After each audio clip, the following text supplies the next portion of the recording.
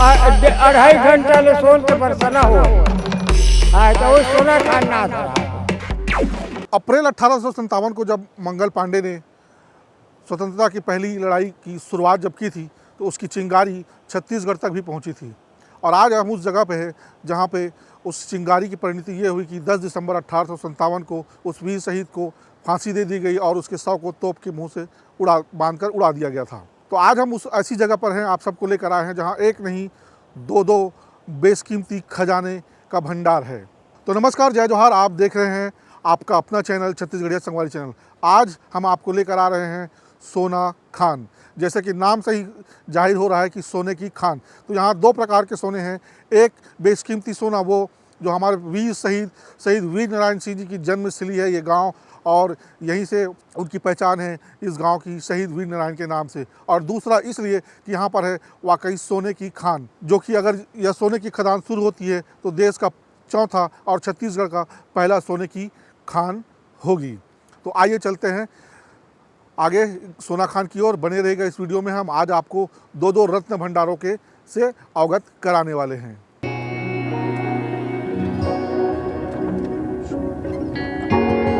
सोना खान पहुंचने के लिए आपको पहले गिरौदपुरी धाम से आगे जंगलों की ओर होते हुए आगे बढ़ना होगा। तो हम भी उन्हीं जंगली रास्तों से भी बढ़ रहे हैं। देखिए थोड़ा सा रास्ता भी ख़राब है यार।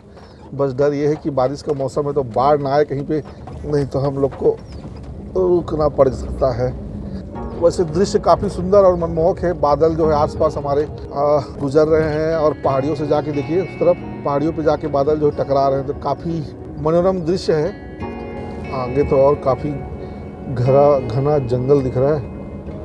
हो क्या दृश्य, क्या नज़ारे, वाह वाह वाह। काफ़ी घना जंगल है, मन को मोह ले रहा है भाई। बरसात का मौसम है।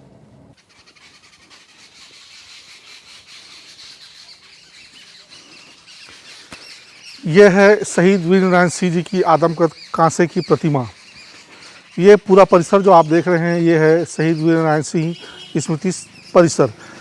ऐसे लोगों का ऐसा मानना है कि यहीं पर ही उनका निवास था, इसीलिए यहाँ पर ये शहीद वीर नारायण सिंह स्मृति संग्रहालय भी बनाया गया है। और ये पूरा परिसर है जहाँ पर्यटक आए और देखे और साथ ही शहीद वीर नारायण सिंह की जो जीवनी है उसके बारे में जाने।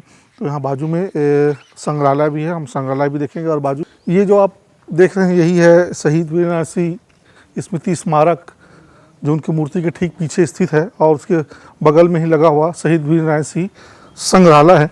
तो चलिए चलते हैं संग्रहालय में और जानते हैं, देखते हैं शहीद वीर नारायण सिंह के जीवन के बारे में और कुछ जानकारी इकट्ठा करते हैं। तो ये सामने ही शहीद वीर नारायण सिंह जी की प्रतिमा है। जय हो। अच्छा, ये यहाँ पे उनका पूरा जीवनी जो है लिखा हुआ है।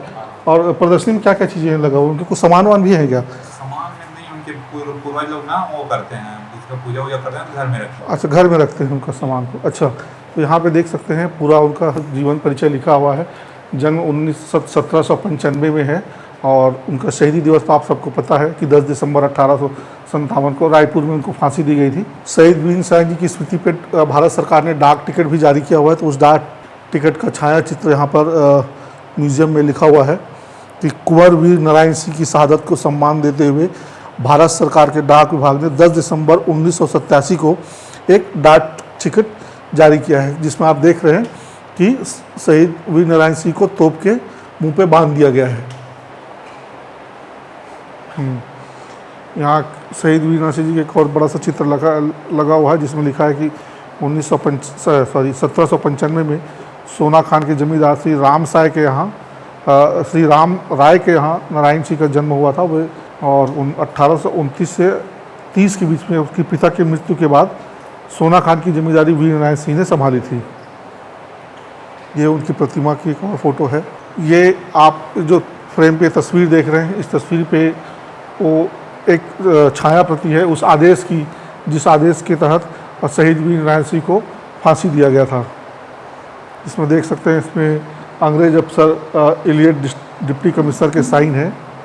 इस अभिलेख को पढ़ने से ही आप जान जाएंगे कि अंग्रेजों को शहीद वीर नारायण को फांसी देने की कितनी जल्दी थी कि उन्होंने 9 दिसंबर 1857 को आदेश जारी किया है और 10 दिसंबर को उनको फांसी दे दी गई थी। तो अंग्रेज़ों के अंदर आप समझ सकते हैं कि वीर नारायण सिंह जी का कितना खौफ रहा होगा।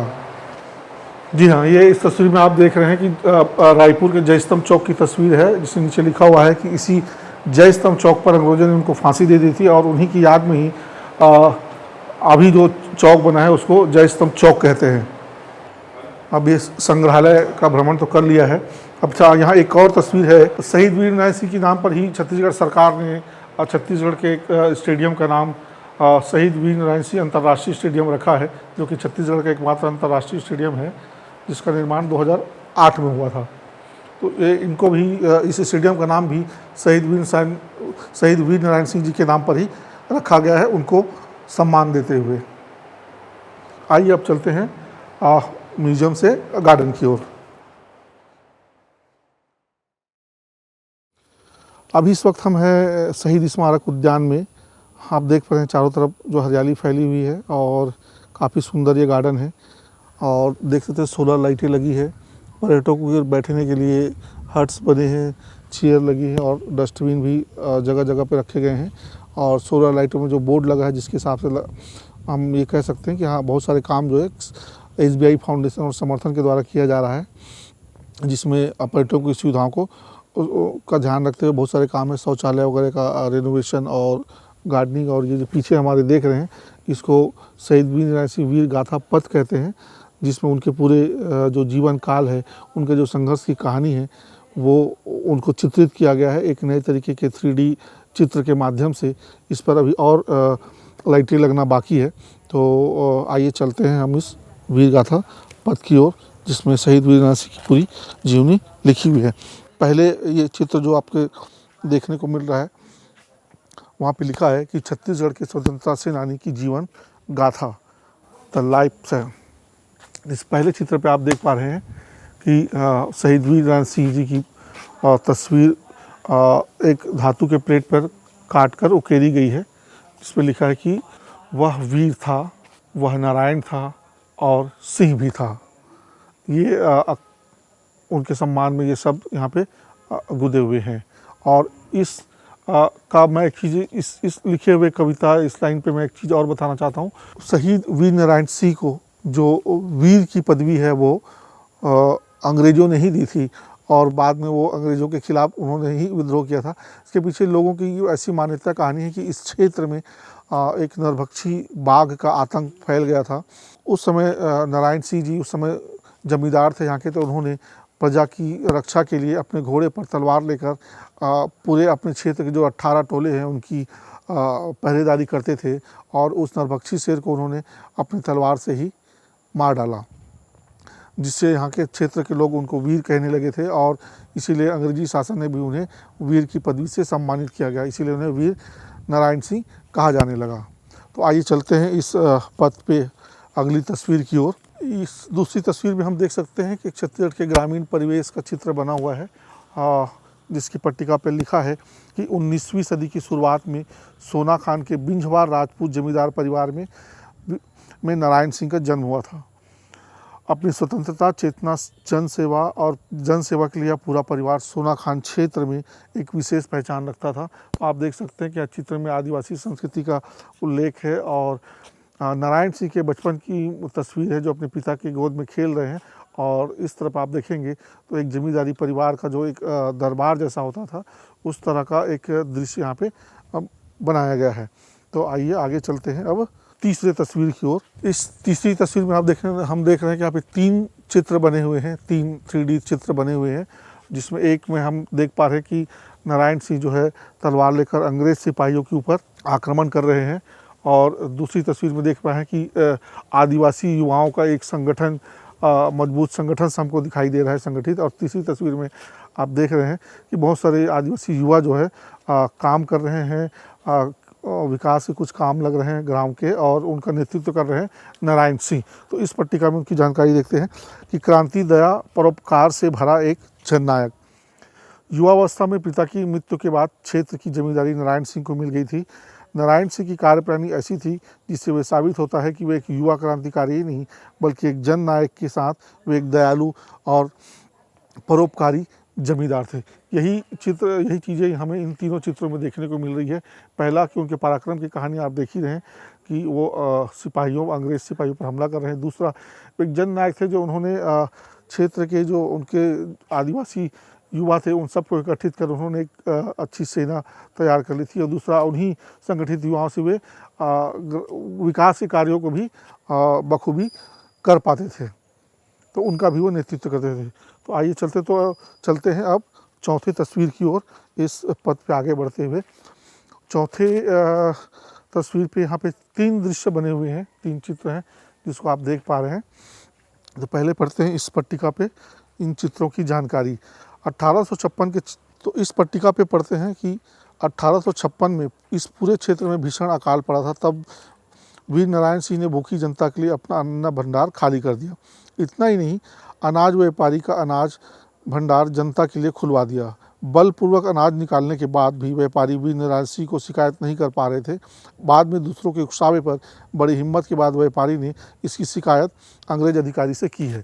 तो देखिए, यही हम पहला इस चित्र में देख पा रहे हैं कि उन्होंने अपना अनाज भंडार तो जनता में बंटवा दिया। अब उसके बाद दूसरे व्यापारियों का अनाज भी जो है आदिवासियों के बीच बांट रहे हैं। देखिए, वो लोग अनाज की बोरियां लेकर जा रहे हैं और नारायण सिंह जी उनको बलपूर्वक जो है अनाज उनका भंडार आदिवासियों में बांट रहे हैं।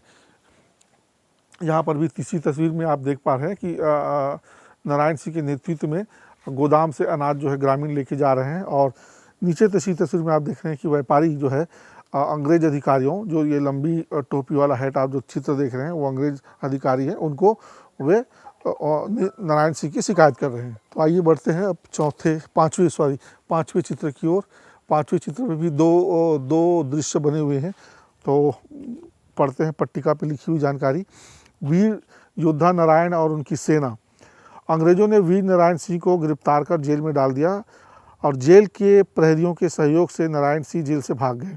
अपने क्षेत्र में जाकर हार न मानने वाले योद्धा नारायण सिंह ने स्थानीय नौजवानों की सेना तैयार कर ली।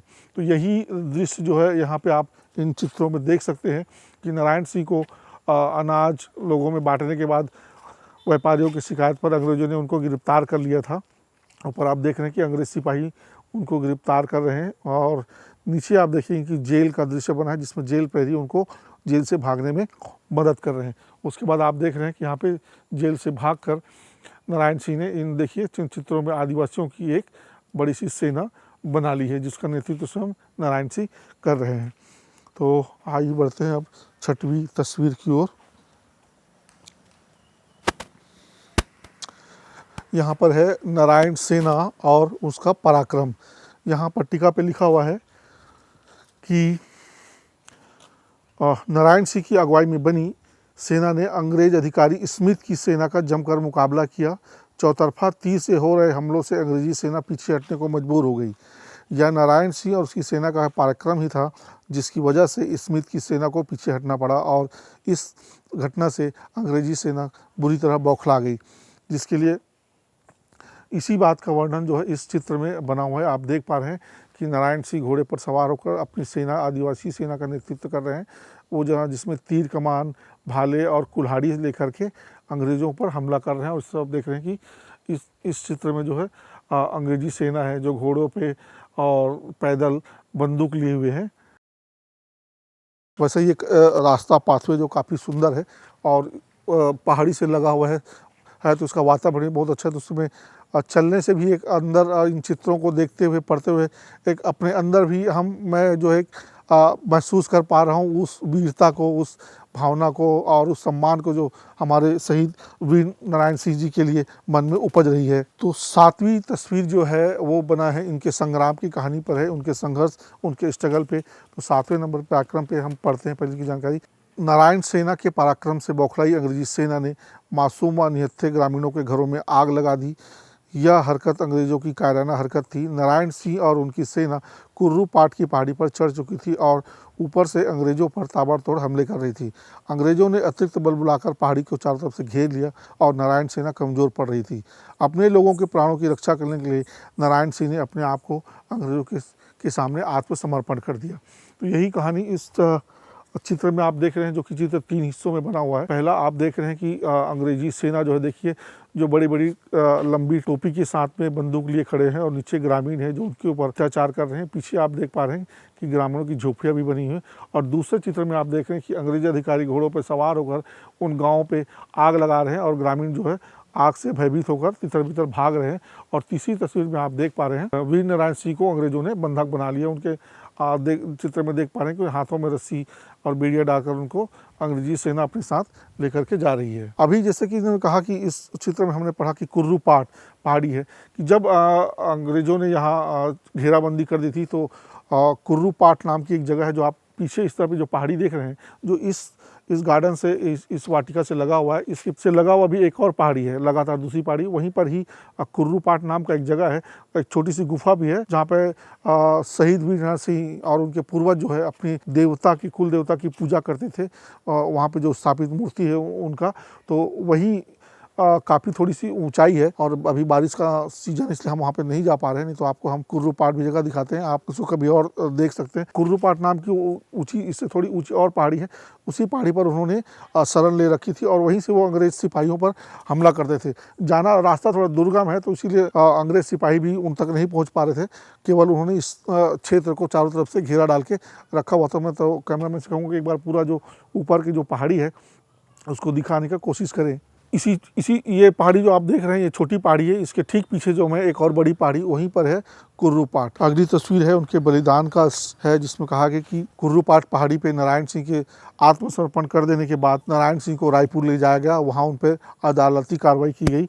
वीर नारायण सिंह को रायपुर लाया गया। आनंद फानंद में उनके खिलाफ अंग्रेजों ने मुकदमा चलाया और उन्हें तत्काल फांसी देने की घोषणा कर दी। रायपुर की सैन्य छावनी के पास नारायण सिंह को फांसी दे दी गई। वीर नारायण सिंह को फांसी होने की खबर चारों तरफ आग की तरह फैल गई। युवा, बुजुर्ग, महिला, पुरुष इस खबर से दुखी थे, पर इसके साथ ही वे आक्रोशित भी हो चुके। ये पट्टिका लिखी हुई है और आप अपने चित्र में देख पा रहे हैं कि एक अदालत का दृश्य बना हुआ है जहाँ पे जज साहब बैठे हैं और नारायण सिंह को कटघरे में खड़े हैं और इधर भी अदालत के अंदर जो अन्य कर्मचारी है उनका दृश्य बना हुआ है। और तीसरी तरफ आप देख रहे हैं यहाँ इस क्षेत्र के जो ग्रामीण, जो आदिवासी है, उनका दृश्य है जो नारायण सिंह की फांसी से काफी दुखी है। और बीच में जो आप एक पत्र जो खुदा हुआ है, कर हुआ है 3D में, एक रिपोर्ट है जो डिप्टी कमिश्नर जो रहे हैं वो, उन्होंने डिप्टी कमिश्नर जो इलियट है, उन्होंने पत्र लिखा है। पत्र नहीं कहना चाहिए, एक रिपोर्ट है जो उन्होंने नागपुर के अपने कमिश्नर को भेजा है कि नारायण सिंह की फांसी हो जाने की जानकारी दी है, जिसमें लिखा हुआ है कि नारायण सिंह की फांसी की जो प्रक्रिया है वो पूरी तरीके से अच्छी तरीके से संपन्न हो चुका है। और इसमें तारीख लिखी हुई है 10 दिसंबर 1857। अभी कुछ देर पहले हमने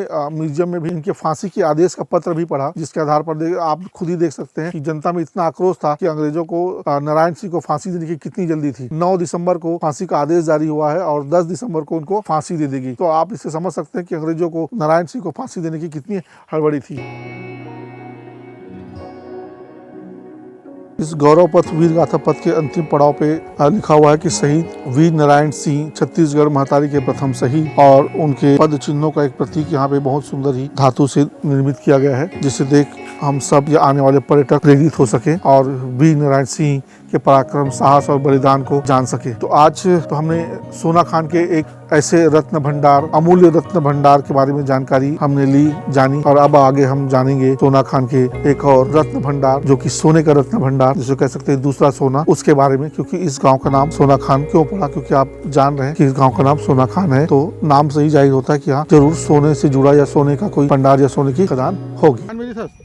हाँ, सोने खान है, ये सोने खान है दोनों। हाँ अच्छा, सोना खान में नीचे के पैदाइश है तो नीचे तरफ गाँव। हाँ, हमन पुरखौती के आदमी हमन गए सियान। अच्छा, वीर नारायण कौन है जानता होला? वीर नारायण सिंह वह कतको जन मार दिन कथे और कतको जन लोग पोगी नहीं से कथे। यदि यहाँ कुर्रू पाट में ओकर जगह है, कुर्रू पाट पहाड़ ऊपर, हाँ, ओकर गुफा है, वह सुरुंग है, वह आना जाना करे वहाँ। और अभी वो स्मारक बने है ना, वही है ओकर डीही है। अच्छा, वही कर रहा था। हाँ, वही है डीही है, ओकर डीही है, पुराना डीही। अच्छा, तो ये गांव का नाम तो पहले कुछ और ही से? नहीं, सोनेज खान नहीं, तो बाद में सोन खान हुई से। कब सोन खान हुई से? वो कौन जमाना के सियान सोनवा रानी जन्म ले, सोना खान का तो सोना खान सोनवा रानी जन्म ले था। अढ़ाई घंटा ले सोन के बरसना हो है। हाँ तो वो सोना खान ना धरा है। अच्छा तो कहाँ मिलते सोना? सोना ये नरवा ढोरगी सब में मिलते सोना। हमन के फाला झोले के पूरा सामान रखे हन। अच्छा। हमन दुकान में का सोन झोल के जिए हन। हाँ सोन झोल के। अच्छा अकाल पड़ी से तुमने सोना ला निकाल के बेचे हो? हाँ बेचे हन और खाए हन और झोले हन। ये डोंगरी पूरा हाँ झोले हन किनार के। नंदिया है ना, नंदिया में सोन। हाँ नंदिया हटाते तो संझोला मन टिपरू के मन ही आते सोन झोले बा। हाँ अच्छा ठीक है। तो अभी तुम्हारे घर में हवे झोले के? हाँ तो दे दिखा ना। वो घर है मोर बीच बस्ती में। हाँ वह आवे सब सामान है। अच्छा यहाँ नहीं है, यहाँ एला नावा बनाए है। कटिन वटिन काटे ना एक खेत का गलाए कर 5 एकड़ जमीन मोर हावे। हाँ अच्छा तो वो दिखा दे तो बढ़िया रहती। तो वो बस्ती भीतर है। वो फला कठवा के फला अड़का झोले के। हाँ माटी ला खोदर के नान और नान के जोर और धर के लेग और पानी में ले के ओला खबोस के मस्त ओला धो। हाँ धो के ओकर तरीका है। तो धो के खलहार के निकाल दे सोना का तरी मार जाते रग ले देख ले सोन ला। हाँ ऐसे काम करे न मन कमाए हन सोन। अभी नहीं निकालस? अभी गरुआ चढ़ा था सियान। अभी अब जांगर थक गए टोकरा हो गए। तो लड़का वाला नहीं सिखा सोना निकाल? सब जाते लड़का लोग लड़का तक। हमारे गाय के वो पारे के मन न वो खाले पारे के मन आने बूता नहीं करे। वो धंधा है वो मन के सोने झोली आने बूता नहीं करे। कतक निकाल रहे सोना? वो तकदीर भागे। कोनो 1 ग्राम पास है, कोनो 1.5 ग्राम, कोनो 2 ग्राम, कोनो 1 तोला 1.5 तोला 5 तोला तक ले सोन पाए। पखरा चरे में पखरा चरा सोन। हाँ वो 5 तोला पाए रिश्ते ते आदमी है। वो सोन ल पैस ना तो सोन के पैसा बका गए तो दारू पी के मर गए वो।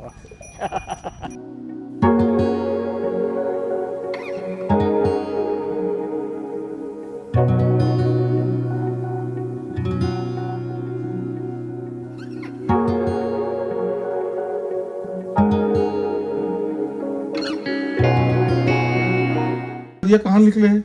अब ना पता कहाँ निकले है का जाने। नहीं पानी वो तो पानी पहाड़ का थे वाला? वहाँ पहाड़ों से आके पानी वो 7 रंग के पानी है, सब रंग के पानी है। अच्छा वो बागमारा खदान डाल लिया थे।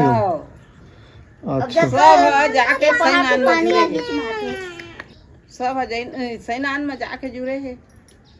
का जेठ बैसाख का ठंडा घानी का को सूखा पाँव है जैसे तिपत रहे बालू में तब हो जाता का करबो।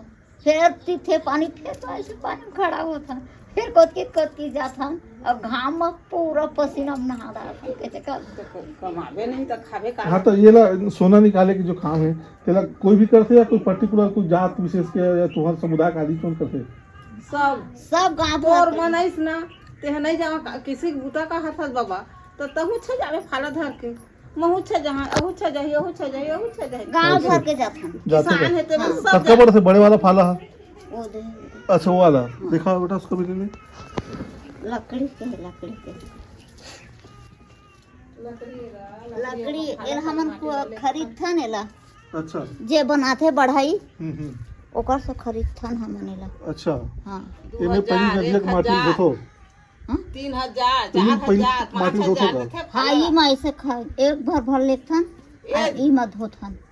ए दे ऐसे करके जोरबो माटी ला खन के खपट के दे गदा मोला उठ के दे। हाँ ऐसे धरबो ये दे मैं दिन भर ये वजन कस का देख तो ये दे अब दिन भर। हाँ इसने धर रखो ऐसे खोड़ता ना अब तो ऐसे धर के माटी ला कहां माटी पानी कर लगे ऐसा खाते रे जहां ऐसे किंदा आबो। हाँ कुछ और ऐसे धोबो चाउर का ऐसे परिया के माटी याद करो फिर खुदा लो ऐसे करके माटी ना फिर ऐसे कर इसके बाबा गोटी भी नहीं होना चाहिए वो सफा निकालना है। अभी देखिए ना एक तो गोटी है नहीं है गोटी नहीं गोटी निकल जाते गोटी ये पूरा ना एकदम है हो जाए खाना खाए में तकलीफ होती है। तो का बनी काल तो खाना ये खाते पूरा उखड़ जाते ना तो ऐसे रापम कतका जोर बे देंदा 5 रुपया ओकर देंदा 5 रापम नहीं सका देंदा बस मिट्टी धर और ऐसे हाथ में ऐसे कर जे मैं एक भी ओमा के न छूटे मत सिर्फ ओमा मट्टी भर वो कर अंदर में अच्छा रहेगा। खेती होती है कि तो के हाँ खाते का करते हमारा 3 एकड़ है मन के 2 3 डिश में दूध कर है। हाँ 3 डिश में 2 एकड़ है हाँ। क्या आदमी हो घर में अब अब 3 आदमी हैं। 3 आदमी हैं हाँ हमन कतका तो धान होते तो 2 एकड़ में खाए पूर्ता हो जाते हैं तब बोले सोसाइटी में नहीं बेचो नहीं बे हमन नहीं बेचन खाए सोसाइटी बड़ा। में हम देते तुम बेचतो तो कतका देते सोसाइटी में रेट अभी ओकर बाबा हजार ही मेहंदी जा अच्छा नहीं मतलब मैं वो कहा था अभी जो सरकार कही कि 3100 रुपया कुंटल में लेवा था कि तो हम रोमन के ये सो तो लीन है नदी दे ये सो ये सो लीन है बे हमन अपन खाए पूर्ता हमन नहीं हम बेचन सोसाइटी में दे देते खाए के पूरा राख लेते हैं तो खाए के पूर्तन तुहर चावल खात हो तो राशन तो काले नहीं मिले चावल चाउर मिलता है तो धान लग जाते रहते छोटे छोटे बच्चे में काम में पहुंचते नहीं तो मैं कहा हूँ सोसाइटी चावल कतका मिलते तुम्हारे 35 किलो 35 किलो हर महीने मिलते हाँ है ना तो 35 किलो नहीं पूरे एक महीना नहीं पूरा कहाँ पूरे तीन जो पूरा कर भाई मां बाबू सुबह चूरी एक 12 बजे चूरी एक शाम के चूरी बच्चा मन और रोटी घटा तो हम खावा नहीं गहूं के रोटी नहीं और कतका लागते चावल महीना में हम मतलब 50 किलो ठीक महीना पूर देते 50 किलो लगते चावल एक महीना के हाँ और सरकार देते 35 किलो हाँ ठीक है 35 किलो का 1 रुपया वाला देते तुम फ्री वाला 2 देते रुपया वाला 2 रुपये किलो वाला हां देते हां 2 रुपया राशन कार्ड बने हैं शक्कर हो शक्कर 1 किलो देते अच्छा तो तुम्हारा हर महीना 20 किलो चावल चाहिए हाँ। देखा सीधी वो 2 एकड़ की खेती में हो जाते हाँ कहाँ लगा तो बोता बोता थरहा लगा तो थरहा लगा था पोता कर था दोनों लगा तो हां दोनों तो धान में कम ज्यादा होते रोपा में ज्यादा होता है रोपा में जाते तो रोपा में पैसा खलो लागते हां मजदूर के दादा और रोपा में लगाबे ना जे पैसा ऐसो भरे ते देख रोपा मैं लगा ऐसो का कहते तुहार वाला बारी होई मोर बस सही है मैं गने है ता कहा था पहले शुरू 4500 रुपया दे हां निदाई में ऐसे खुदी नहीं ऐसे अब बदल छोड़त भाग बहुत जी मन आओ तहा ना फिर 4 आदमी ला फिर 3 दिन लगे हां 200 रुपया में कतका होत है 4 आदमी के हिसाब तो अब वो 5,500 5 कम 5,000 का दे रोपा में हमार है 5 और रोपा में 800 में हो जा रहा थी मोर रोपा है 7,000 5,800 पड़ गई हमारे रोपा में फिर अच्छा। वो इकट्ठा है नींदे कोड़े बन नहीं लागे और जो करगा रही ना बोला जा जाके इकट्ठा निकाल दे करगा तो हम खुश हैं। अच्छा तो इला बेचतो कहाँ सोना निकालते होते रहते अब यह बहुत दूर के आते हैं यहाँ लेते हैं वो लेके लेके जाते कुछ यहाँ थे लेके बस हैं। हाँ वो खुद आते हैं अपन यहाँ बस्ती में लेबर हाँ ऐसे का भाव लेते अब वो लोग सियान हाँ जानी हम नहीं जाना अच्छा अब वो मोल भाव करता थे बेचाता थे तेकर सामने में बढ़ जाए बेकार लगता ते है ना। नथली पहनते सोना के हाँ ये सुना है ओहो मतलब सोना तो हमारे बहुत प्रिय है ये एक मासा एक रहती है हाँ सोना है अच्छा क्लोजअप ले भाई हम ऐसे हाँ जो पैसा कौड़ी और नहीं जगह रहना, खाए बर है तो ना खुद घर के में हम ऐसे सोन झोलथन और जो सुनार करा जाके बनवा के ले पहन लेते हैं। तो अभी आपने देखा और सुना कि सोना खान के आसपास के क्षेत्र के ग्रामीण जो है सोना खान के बारे में क्या क्या उनकी कहानियां हैं किंवदंती हैं उनकी पुरानी प्रचलित कथाएं हैं इस क्षेत्र को लेकर बहुत सारे लोगों से आपने सुना कि वो कह रहे हैं कि यहाँ सोने की इस क्षेत्र में बारिश हुई है। अब इन कथाओं और किंवदंतियों का तो कोई वैज्ञानिक प्रमाण या तथ्यात्मक प्रमाण करना मुश्किल होता है क्योंकि वो तो किंवदंतियाँ ही होती है, लेकिन मुझे ऐसा लगता है कि सोने की बारिश होने की जो बात है शायद इसलिए भी लोग कहते होंगे कि किसी साल अधिक बारिश होने के कारण जो जमीन की ऊपरी सतह पर जो सोने के छोटे छोटे कण होते हैं वो कण बह करके ग्रामीणों को मिलने लगे होंगे। इसी को देखकर वो कह रहे होंगे कि शायद यहाँ सोने की बारिश हुई है। और क्योंकि भारतीय खनिज विभाग के द्वारा जब इस क्षेत्र का सर्वे किया गया है तो उस सर्वे में यहाँ कमर्शियली माइनिंग के रूप में लगभग 2700 किलो सोना होने का अनुमान मिला है, जिसकी नीलामी कुछ साल पहले अभी हुई थी जो वेदांता समूह को दिया गया है। वह खदान इस आप ये जो पहाड़ी जंगल देख रहे हैं उसके अंदर करीब 2-3 किलोमीटर अंदर में उनकी फेंसिंग बाउंड्री है। वहाँ क्योंकि अभी शाम का समय है और बारिश का समय है इसलिए वहाँ तक जा पाना मुश्किल है, तो हम आपको यहीं से दिखा पा रहे हैं कि ये आप मेरे बाईं ओर जो देख पाएंगे घना जंगल, इसी जंगल के अंदर से उनकी फेंसिंग शुरू है और वहीं से उसी को कहते हैं बाघमरा जंगल, और वहीं छत्तीसगढ़ की एकमात्र सोने की खदान खुलने वाली है।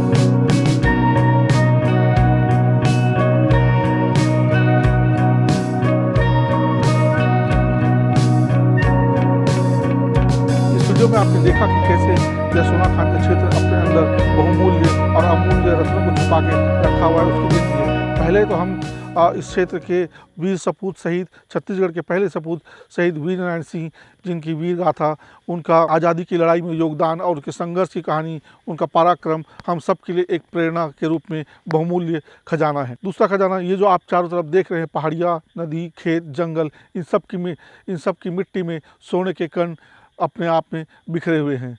तो यह क्षेत्र सोना खान इसीलिए कहते हैं कि यहाँ सोने के रत्नों का भंडार है, सोने का खदान है। कुछ ही दिनों में यहाँ सोने की वास्तविक खदान भी खुलने वाली है, क्योंकि इसकी नीलामी हो चुकी है। और अगर यह सोने की खान यहाँ खुलती इस क्षेत्र में, तो छत्तीसगढ़ का एकलौता और हिंदुस्तान का चौथा सोने की खान होगी। तो इस वीडियो में हमने प्रयास किया, एक छोटा सा प्रयास था हमारा कि हम आपको सोना खान क्षेत्र की ऐतिहासिक और भूगर्भीय महत्वता को बता सकें। आपको यह कार्यक्रम कैसा लगा कमेंट्स करके ज़रूर बताइएगा, और हो सके तो अपने मित्रों को शेयर करिएगा। जय जोहार, जय छत्तीसगढ़।